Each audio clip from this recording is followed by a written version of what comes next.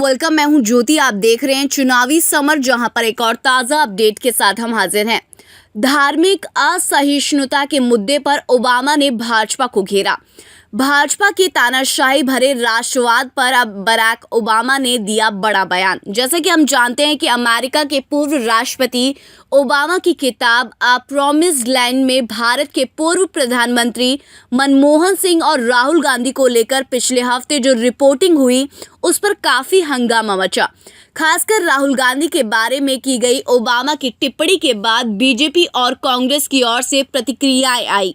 दरअसल ओबामा ने सीधे सीधे गांधी परिवार पर कटाक्ष किया था, लेकिन अब उसी किताब में बीजेपी के विभाजनकारी राष्ट्रवाद का जिक्र किया गया है।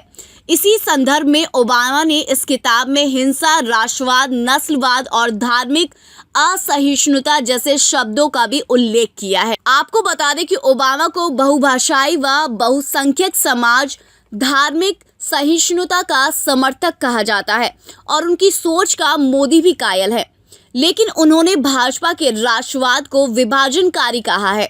दरअसल ओबामा ने अपनी किताब में भाजपा के विभाजनकारी राष्ट्रवाद को लेकर चिंता जताई है।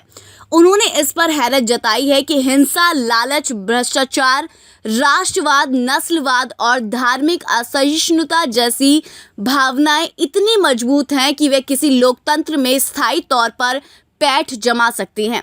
वैसे बीजेपी की विभाजनकारी राष्ट्रवाद की चर्चा के बाद ओबामा के शब्दों से ये मतलब निकाला जा सकता है कि भारत में होने वाले घटनाक्रमों को वे अपने देश अमेरिका और भारत दोनों के लिए चेतावनी के तौर पर देख रहे थे। हालांकि उन्होंने ना तो प्रधानमंत्री मोदी और ना ही ट्रंप का जिक्र किया, लेकिन जो वो कह रहे थे उसका अर्थ यही है कि जो समस्याएं भारत में हैं वही अमेरिका में भी है। उनका इशारा साफ था कि दोनों जगह धर्म के नाम पर लोगों का शोषण किया जाता है, जो भारत और अमेरिका दोनों के भविष्य के लिए घातक है। वैसे ओबामा को इस बात का डर पहले से भी था कि कांग्रेस को गांधी परिवार पर निर्भरता पूरे भारत के लिए घातक है, क्योंकि इससे भाजपा का राष्ट्रवाद मजबूत होने की उम्मीद थी और ओबामा की आशंका सही साबित हुई। दरअसल ओबामा ने ये कहा था कि मनमोहन सिंह के शासन छोड़ने के बाद क्या सत्ता आसानी से राहुल गांधी के पास पहुंच जाएगी? क्या वे अपनी मां के द्वारा तय की गई नियति को पूरा कर पाएंगे? क्या वे भाजपा के विभाजनकारी राष्ट्रवाद पर कांग्रेस का प्रभुत्व कायम रख पाएंगे? और ओबामा की आशंका के अनुरूप राहुल गांधी पूरी तरह से फेल हो गए। इस तरह ओबामा ने इशारों में ये साफ कर दिया कि भाजपा का राष्ट्रवाद पहले भी विभाजनकारी था और आज भी है। जाहिर सी बात है कि इसमें भाजपा के चेहरे पर से फिर से नकाब उतर गया है।